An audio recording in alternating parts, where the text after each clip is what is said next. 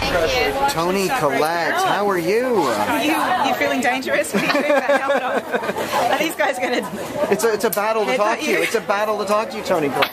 I gotta say, first of all, thank you for this movie. It was one of the most amazing films I've seen. I hardcore cried while watching this. Oh, well, that's a good thing, I think, and thank you.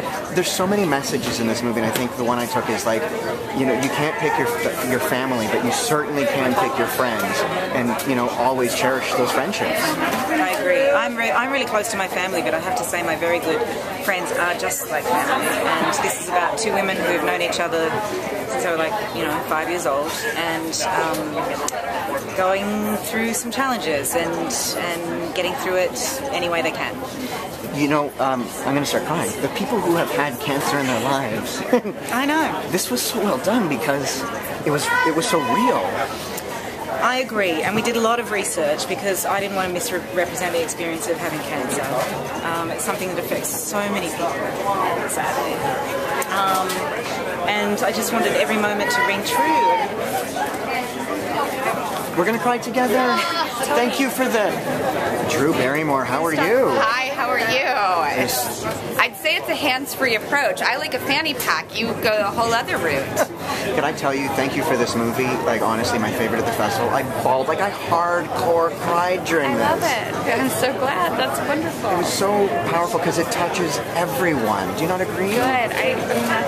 I wouldn't assume to say so, but I'm really glad to hear you say that. That's awesome. You know what? Like, it proves like friendship is so important. You need to say I love you more often to everybody around you. I know. I have like the kind of like overly sensitive heart that like even if you're going to the convenience store, I'm like, I need to make a giant goodbye out of it. You know? I agree. Every minute should be a chance to have a positive exchange and a stamp on how much you love that person. When was the last time you watched a film and like hardcore cried, like we did to this film? God. Frozen. Like, I've seen it 500 times. Really? I'm not kidding. I have to watch it with my daughter like 5 times in a row. And I'm like, and The Little Mermaid. I'm like, she's so happy. And she's so happy. And her dad is going to let her go. And the dog is happy and Scuttles and Sebastian, he feels good. He's making like the boxing fist because he got Louis the chef. I don't know, it gets me every time. And then you all sing the song together. And it's a fairy tale. Women, I mean, we are just suckers for fairy tales. It's in our DNA. That is We're amazing. Pavlovian, happy endings. You got us. Drew, you're such a huge powerhouse. Acting, directing, producing, parenting. How do you balance it all? Can women have it all? What challenges do you face? If you feel like you can have it all, I don't think that you can have it all in the same moment, but I think you can do so many things. I think saying you can have it all is so succinct and like powerful and sassy, and like life just doesn't feel that way. There will be moments where you feel like good, but there will be so many moments where you're like, am I pulling this all off? Is this getting enough? Is this getting enough?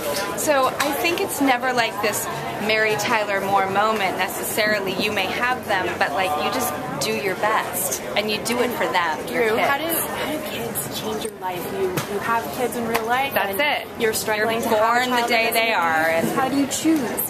Directing and parenting. Well, I balancing don't. It all. I don't direct right now, and I barely act anymore. So that's actually how I choose because my kids are my priority. And this film I felt was important enough to try to figure out how to fit it in and balance it, and then I've spent even more time with them, And Drew, we have a live stream going right now, and I have a fan question for you. Oh, yeah? And they're wondering, if you could choose one of your past characters that you've played to be your BFF, who would it be?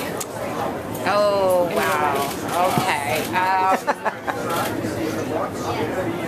I feel like, I don't know, maybe it's just my mood, but Josie Grossi. Because she would, like, go hang out with me later and be a nerd and just get in, like, massive comfortable socks and giant sweatpants and eat tons of carbs and watch movies and drink a bottle of wine and just laugh, and that would be my ideal evening. By the way, can I say you smell amazing? What are you wearing? Patchouli. Patchouli is my favorite smell. Thank you. Kiss.